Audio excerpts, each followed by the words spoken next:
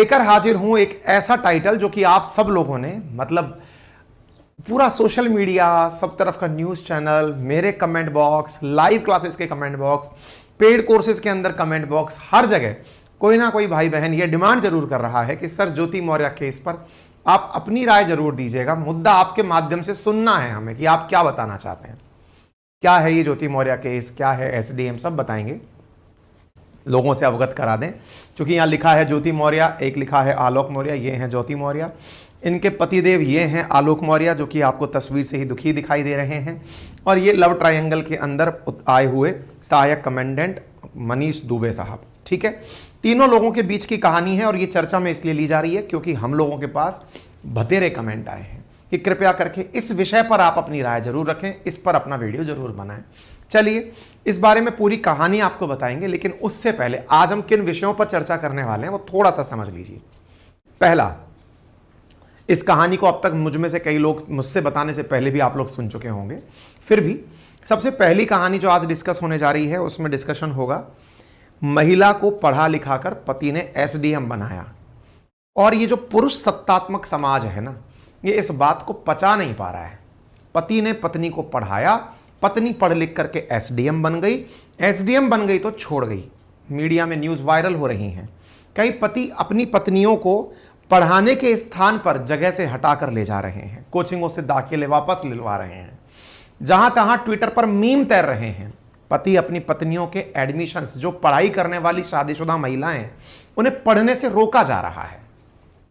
लेकिन यह समाज जो बराबरी की बात करता है, यह देश जो आर्टिकल 14 के माध्यम से समानता की बात करता है, महिला की सफलता में पुरुष की सफलता का योगदान तो ढिंडोरे पीट के बताया जा रहा है कि पति ने पढ़ा लिखा कर महिला को यह बनाया। लेकिन ना जाने मेरे जैसे कितने ऐसे काबिल लोग इस धरती पर विराजमान हैं जिनकी सफलता के पीछे कितनी ही महिलाओं का कंट्रीब्यूशन है। विचार करिए, किसी दिन इस तरह के पतियों पर भी कहानियां बनने लगें जिसमें महिलाएं अपने पति के लिए संघर्ष करके, हर तरह का संघर्ष, पति के साथ खाने पीने, रोने धोने, जो भी संघर्ष रहे वो सारे संघर्ष का साथी रहे, और पति एक दिन बन जाए बैरिस्टर साहब, कलेक्टर साहब, और वो पत्नी को छोड़कर चल दें, तो वो लगता है कि ये तो साधारण घटना है।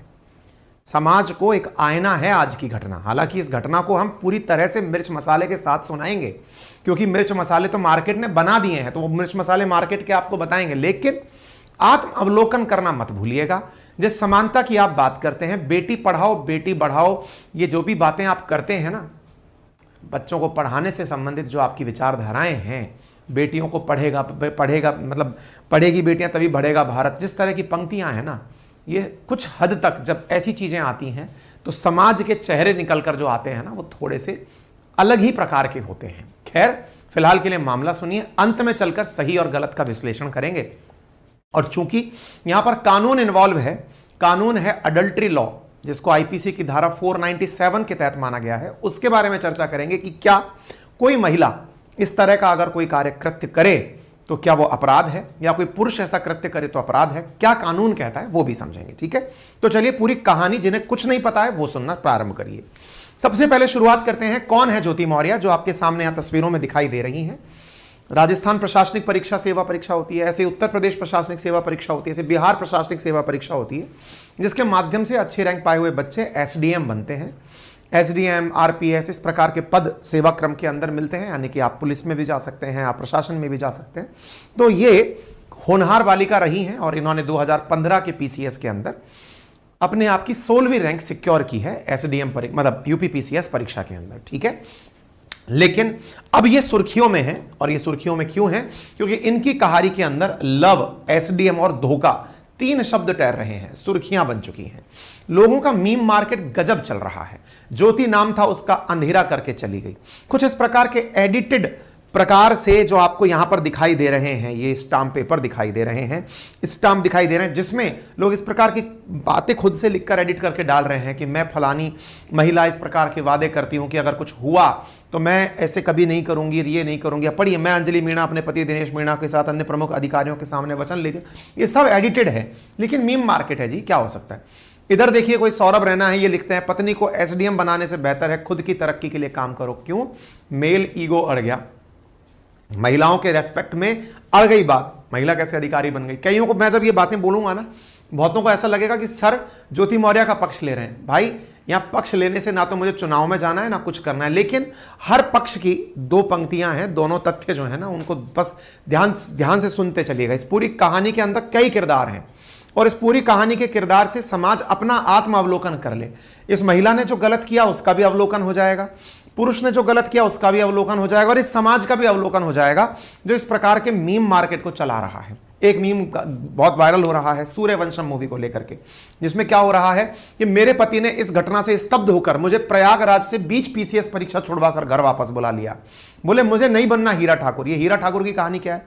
सेट मैक्स पर एक काफी प्रचलित फिल्म रही है सूर्यवंशम, जिसमें सेट मैक्स मतलब पूरे टाइम सूर्यवंशम चलती थी, जिसमें अमिताभ बच्चन अपनी बीवी को पढ़ाते हैं, वो कलेक्टर बन जाती हैं और मतलब उन्होंने शादी के बाद वाइफ को पढ़ाया, वो कलेक्टर बन गई, तो सब हीरा ठाकुर नाम चलने लगा है। मीम मार्केट देखें, अपनी बीवी को एसडीएम बनाने चला था, फिर भी वो उसे छोड़कर चली गई। तुम्हें लगता है तुम्हारी वाली 50 रुपए के चॉकलेट में जिंदगी और तुम्हारा साथ देगी? मार्केट में मीम है साहब। पति को धोखा देकर गैर मर्द के साथ संबंध बनाने से प्रेरित, ये सब हर कोई व्यक्ति कहीं ना कहीं ज्ञान बांट रहा है, लेकिन फिर कोई ज्ञान आकर बांट रहा है कि हीरा ठाकुर की बीवी इसलिए छोड़कर नहीं भागी थी क्योंकि बीवी एसडीएम बनी तब हीरा ठाकुर के पास 60 बस थी, 300 एकड़ जमीन थी, इसलिए बोले जानकारी दे दें। सब मतलब बढ़िया सोशल मीडिया पर तहलका मचा है। तहलका मतलब सोशल मीडिया पर ज्योति मौर्य और सर्च करोगे तो आपको सब तरफ ये जानकारी मिल जाएगी। खैर, एक मामला और निकल कर आया। इसी से संबंधित इन्हीं को रेफरेंस में लेकर के बिहार के अंदर थाने में एक दंपत्ति पहुंचती है। वो दंपत्ति पुलिस में शिकायत करती है ज्योति मौर्य केस के ऊपर। पति शिकायत करते हैं कल को मेरी बीवी पढ़ लिख गई तो मुझे छोड़कर चली जाएगी, मुझे छोड़कर चली जाएगी, क्योंकि संभवतः हो सकता है पति को ये खुद के नाकाबिल होने का डर हो, तो उन्हें डर है कि पत्नी उन्हें छोड़कर चली जाएगी, इसलिए बोले मैं तो पत्नी को पढ़ाना नहीं चाहता। बोले तुम एसडीएम बन गई तो मुझे छोड़कर चली जाओगी। तो बिहार में रहने वाले एक पति ने इस कारण से अपनी पत्नी की पढ़ाई छुड़वा दी। समझ रहे हैं आप कौन सा ईगो हावी हुआ यहाँ पे? Male ego. कब क्या हमारे समाज में, इस पुरुष सत्तात्मक समाज में जब बेटियों को पढ़ाने लिखाने की चर्चा होती है, उस समाज के अंदर पति में क्या इनसिक्योरिटी है कि वाइफ पढ़ लिख गई तो मुझसे दूर चली जाएगी। ये जो इनसिक्योरिटी आई ना, इस इनसिक्योरिटी को भी एक बार तथ्यात्मक तरीके से जांच लें आप। खैर आगे बढ़ते हैं साहब। यहां पर पत्नी बोल रही है कि ज्योति मौर्य की वजह से मेरे पति ने मुझसे पढ़ाने से मना कर दिया। यहां पर ज्योति मौर्य आलोक वाला मामला देखा तब बीवी को नहीं पढ़ाऊंगा, ये इस तरह की बात बोल रहे हैं। चलिए ये सारी कहानियां आ गई, तो अब जान लेते हैं कि ज्योति मौर्य और आलोक मौर्य हैं क्या, पूरी कहानी क्या है। क्योंकि सोशल मीडिया पर जिस तरह से ये सुर्खियां चल रही हैं, तो आप दोनों पक्ष को जान लीजिए। और ये कितना भी मेरे कहने से, कितना भी आपके कहने से सच्चाई रातों रात बदल नहीं जाएगी, लेकिन मेरा ये सेशन, इतने सारे सेशंस के बाद में दुनिया भर के लोगों ने तरह तरह की वीडियो इस पर डाल दिए, तो यह आपको आत्मावलोकन करने के लिए प्रेरित जरूर करेगा कि जो लोग समानता की बात करते हैं वो समानता से कोसों दूर हैं। और समानता में एक महिला ने जो अडल्ट्री का काम किया, उस अडल्ट्री की वजह से और महिलाओं को जो प्रताड़ित किया जा रहा है। हमारे संस्थानों में भी बहुत सी बच्चियां पढ़ रही हैं, हमारी क्लासेस में, ऑनलाइन क्लासेस में बहुत सारी महिलाएं, शादीशुदा महिलाएं पढ़ाई कर रही हैं। उनके मनोस्थिति पर क्या बीत रही होगी, हमारे कॉल सेंटर्स पर किस प्रकार की परेशानियां आ रही हैं, वो हम फेस कर रहे हैं। एक मैसेज हमारे पास आता है कि सर हमारी तो एक काम करिए, फीस वापस कर दीजिए क्योंकि पतिदेव हमें पढ़ा नहीं रहे हैं। हम समझ रहे हैं तुम्हारी स्थिति, लेकिन चिंता मत करिए, हम फीस के कारण ये सेशन करने नहीं आए हैं। भगवान के आशीर्वाद से आप सबका खूब प्यार है। लेकिन ये जो महिलाएं पुरुषों की जो कहानी चल रही है ना, ये पूरी कहानी को आप थोड़ा सा शुरुआत से समझने का प्रयास करते हैं। एसडीएम ज्योति मौर्य के नाम से ये नाम बीते दिनों, कुछ दिनों से सुर्खियों में बना हुआ है। लोग यहां पर शादी, प्यार, नफरत, आदमी द्वारा पत्नी को पढ़ाया जाना, पति द्वारा पत्नी को पढ़ाया जाना, उसे उसके सेक्रीफाइस के रूप में ट्रीट किया जा रहा है। कहा जा रहा है कि इन दोनों की शादी अब तलाक के द्वार तक पहुंच गई है। पत्नी इस समय किसी और व्यक्ति मनीष दुबे के साथ रह रही है। हालांकि अगर सही मायने में देखा जाए तो सोशल मीडिया के, पत्रकारिता के अपने कुछ सेट पैटर्न है। किसी भी व्यक्ति के बारे में सीधा नाम लेकर के चर्चा नहीं की जा सकती, पर ठीक है, अब ये नाम खुद पतिदेव खुद ही निकाल करके सामने ले आए तो ये पूरी तरह से चर्चा के अंदर बाहर आ गई। अदरवाइज नाम बदलकर ही केस के बारे में चर्चा होती है। तो हैं कौन ज्योति मौर्य? उत्तर प्रदेश के बनारस की रहने वाली एक महिला है।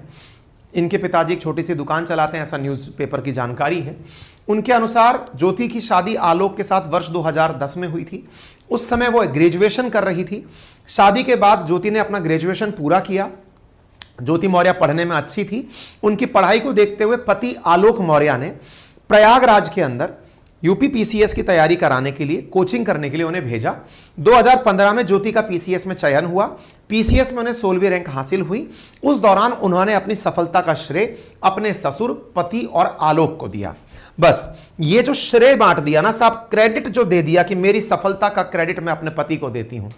पति महोदय बस इसी को लिए हुए घूम रहे हैं। आपको ये तस्वीरें दिख सकती हैं, एक संस्थान में ज्योति मौर्य के सिलेक्शन के बाद की तस्वीरें हैं। ठीक है साहब।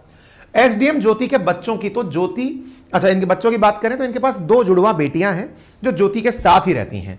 एज एन ज्योति अगर पीसीएस अधिकारी के बारे में बताया गया कि ये कई शहरों में प्रमुख पदों पर रह चुकी हैं। बरेली में फिलहाल शुगर मिल के अंदर जीएम के पद पर तैनात हैं। विवाद क्या है?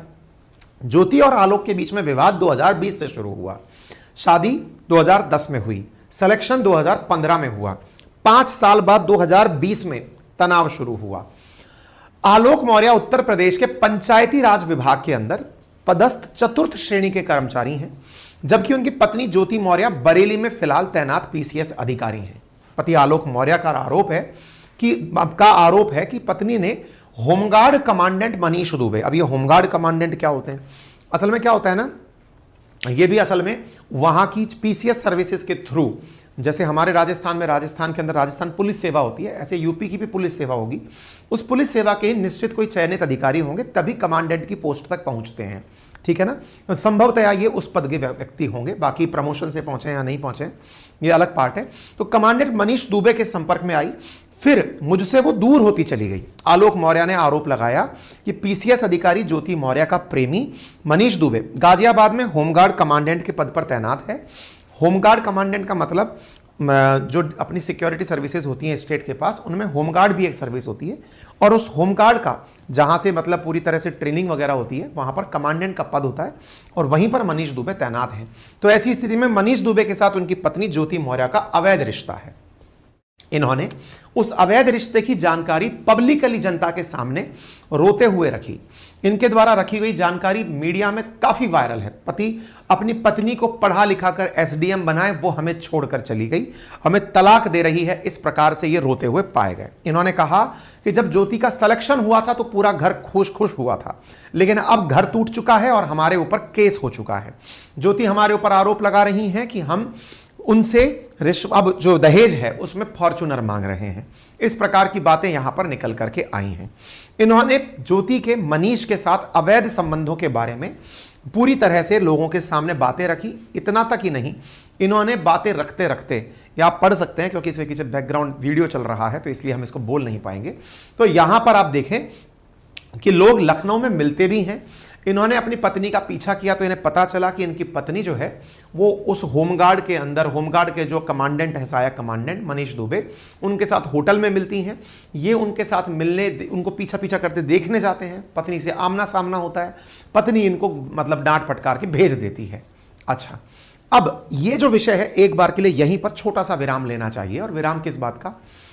एक शादीशुदा महिला द्वारा, पत्नी जो महिला है उसके द्वारा, पति जिसके पास है उसके द्वारा किसी अन्य पुरुष के साथ संबंध रखना, अगर ये कह रहे हैं वो सही है तो इसे कहा क्या जाता है?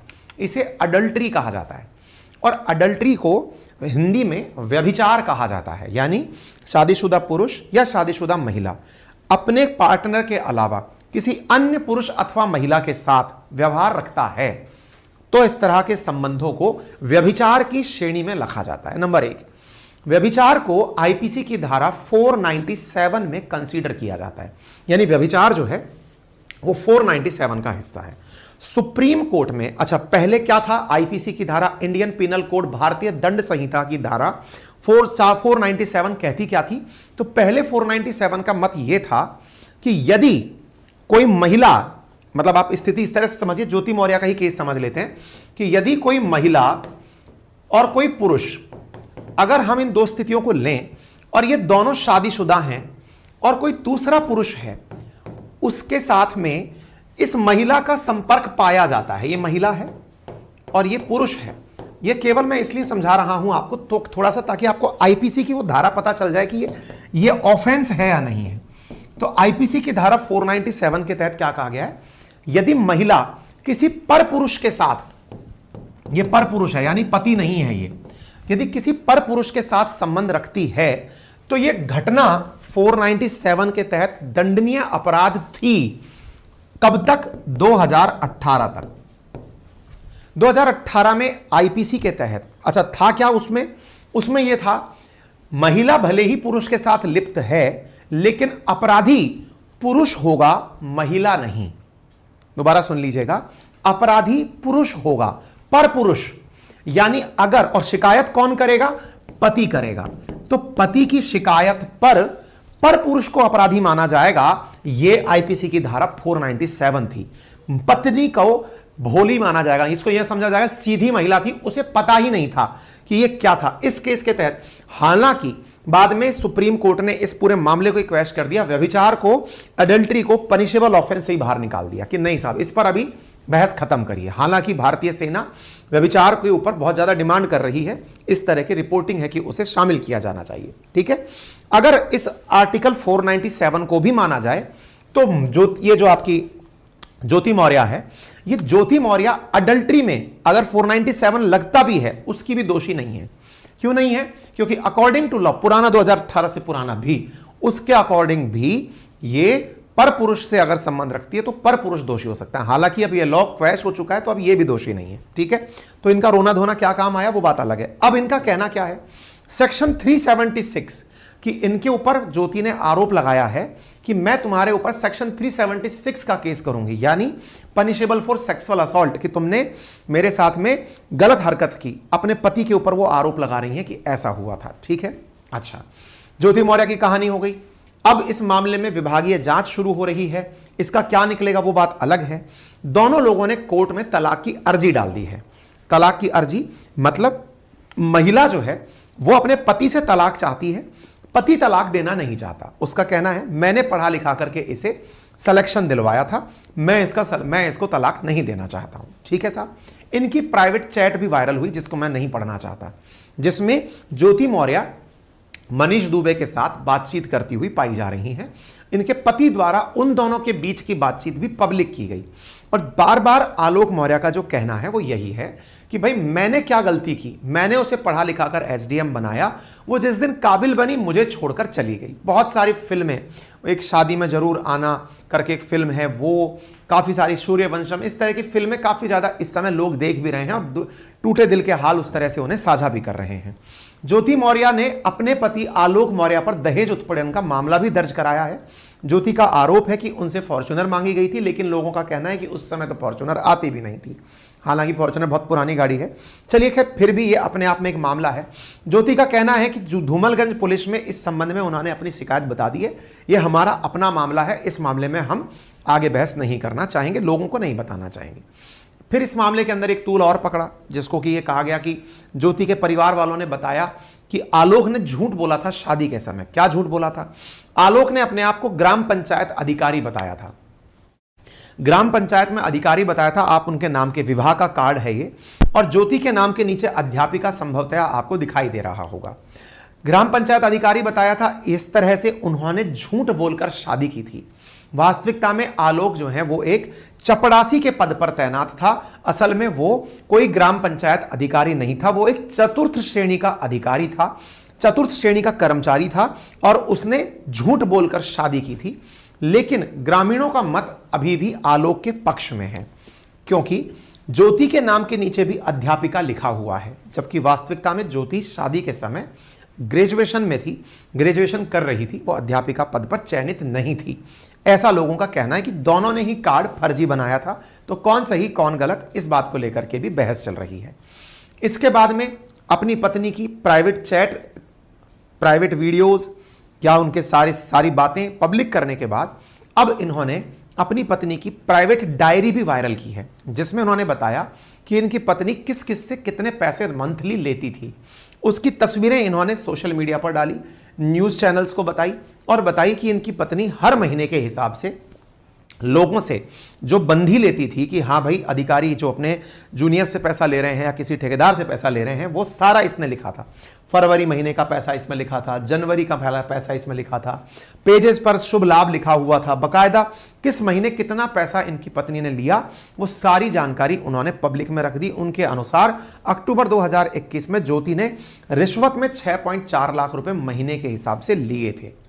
फिर ज्योति से कई न्यूज़ चैनल्स ने बात की, जिनमें से न्यूज़ 18 ने भी बात की। तो न्यूज़ 18 से बात में उन्होंने यही कहा कि पत्नी को पढ़ाया तो पढ़ाना उनकी अपनी एक जिम्मेदारी अगर थी तो अच्छी बात है, लेकिन फिलहाल हमारा मामला मैट्रिमोनियल केस के अंदर दर्ज है और हम कोर्ट में ही इस बात पर चर्चा करेंगे, आपस में हम लोग इस विषय पर चर्चा और नहीं करेंगे। हालांकि न्यूज़ चैनल्स को ज्योति ने अपने बारे में कोई भी बात अपने अफेयर के बारे में बताने से इनकार कर दिया है। ठीक है साहब, उम्मीद है आपको ये पूरा मामला अच्छे से यहां तक समझ में आ गया होगा। आलोक ने पढ़ाई में मदद की नहीं की, सोशल मीडिया पर क्या है उससे ज्योति को कोई वास्ता नहीं है। अब तक आप सब लोग इस घटना को लमसम, मैंने इसको बहुत ब्रीफ में लिया है, मैंने बहुत डिटेल में इस घटना को नहीं लिया है, लेकिन इस पूरी घटना में मैं अब आप लोगों से आपका मत क्या है ये तो मैं जानता ही हूं, लेकिन एक बड़ा विचार जो आपको यहां होना चाहिए। तो ऐसी स्थिति में संभव है कि आप लोगों के मत में एक बड़ा सवाल यह बनकर आएगा, क्या यह तरीका सही है। समाज में जो सबसे बड़ी चर्चा अब यहां से आगे शुरू होती है वो राइट और रॉन्ग की चर्चा शुरू होती है। राइट और रॉन्ग की चर्चा में जो सबसे पहली चर्चा शुरू होगी वो क्या है, महिला द्वारा सफलता प्राप्त करने के बाद पुरुष को छोड़ देना, और दूसरी बात पुरुष द्वारा सफलता प्राप्त करने के बाद महिला को छोड़ देना। ये दोनों स्थितियां हैं। आज ज्योति मौर्य का केस है। ज्योति मौर्य के केस में महिला एसडीएम बनती है और वो अपने पति को छोड़ देती है। पूरी तरह से सेंटिमेंट वायरल हो जाते हैं कि साहब एसडीएम पत्नी ने पति को छोड़ दिया। सही और गलत का फैसला हालांकि कोर्ट करेगी, लेकिन जो आपकी कोर्ट है, क्योंकि आप में से बहुत सारे लोग जिनका अंदर का मेल ईगो हिल गया है। क्यों हिल गया है? क्योंकि उन्हें लगा कि पत्नी उनकी प्रॉपर्टी है और पत्नी उनकी प्रॉपर्टी है और छोड़कर चली गई है। कुछ विद्यार्थीगण, कुछ श्रोतागण इस कमेंट को भी लिख रहे हैं, आपकी नहीं छोड़ी, आपको तब जाके पता चलता। बहुत सही कह रहे हैं आप जिसकी जिंदगी के बारे में नहीं जानते उसके बारे में कहने की जो कला है यही सोशल मीडिया ने दी है। और आपको पता है सोशल मीडिया के पीछे या सोशल मीडिया के आड़ में बैठ करके ये जितने भी लोग कमेंट्री करते हैं या जो भी लोग कमेंट करते हैं, लिखते हैं, असल में ये अंदर से बहुत शैलो हैं। ये वो लोग हैं जिनके जीवन में कोई उपलब्धि नहीं है, इनका काम ही यही है। इसको हिंदी में बोलते हैं परछिद्रान्वेषी, दूसरे के जीवन में कमियां तलाशना। सर आप शायद खुद पीसीएस अधिकारी हैं इसलिए आप एसडीएम का पक्ष ले रहे हैं। जी साहब, मैं कतई पक्ष नहीं ले रहा, मैं कोई कोर्ट थोड़ी हूं। बस मैं आपका ध्यान इस तरफ आकर्षित करा रहा हूं कि क्या हमारा समाज इस चीज के लिए तैयार है। क्या आपने आज तक ऐसा कोई भी केस, ज्योति मौर्य जैसा केस, यार भारत में इतनी विविधताएं हैं, 140 करोड़ की आबादी है, महिला और पुरुष के बीच में लगभग बराबरी का मामला है, उसमें एक मामला निकला। मेरा दुख पता है किस बात पर है, इस केस के कारण ना जाने कितनी महिला, शादीशुदा महिलाओं को अपने घर में टॉर्चर झेलना पड़ेगा। यह केस मेरे लिए मैटर ही नहीं करता। हर घर में कोई ना कोई समस्या है, 5 बर्तन साथ रहते हैं, बजते हैं। कोई भी परिवार परफेक्ट नहीं होता है। आपने अपने मां बाप को देखना है, मुझे मेरे घर को देखना है, सबको देख लीजिए। परफेक्शन कभी अटेनेबल है ही नहीं। लेकिन इस घटना को रेफरेंस बनाकर ना जाने कितनी जेन्युइन तरीके से तैयारी करने वाली महिलाओं को जो समाज टारगेट कर रहा है, मेरा उस समाज से आह्वान है। जिन महिलाओं को पढ़ने नहीं दिया जा रहा है, जिन्हें यह आधार बनाकर रोका जा रहा है, और यह बहुत कॉमन है, कहीं ना कहीं घर में यह चीज विराजमान है। आइए पुरुष के केस में बात कर लेते हैं। जो मैं बात कर रहा हूं ना, पुरुष जब एसडीएम बन गया, क्या उसने महिला को छोड़ा? एन नंबर्स ऑफ केसेस हैं, एन नंबर। मैं जिस सेवा में हूं या जिस समाज में हूं वहां पर ऐसे इतने केसेस हैं कि आप आंख बंद करते हैं कि नहीं ये मत दिखाओ यार, नहीं नहीं यार ये मत दिखाओ, ये पुरुष उसके साथ में है, मत दिखाओ। और महिला क्या कर रही है? वो अपने पति के उन कर्मों को देख करके आंख मूंद कर बैठी है कि शायद मेरा पति बड़ा हो गया है और वो मुझे साथ रख रहा है, यही मेरे लिए बहुत बड़ी बात है। और इससे समाज में क्या आती है बात निकल करके?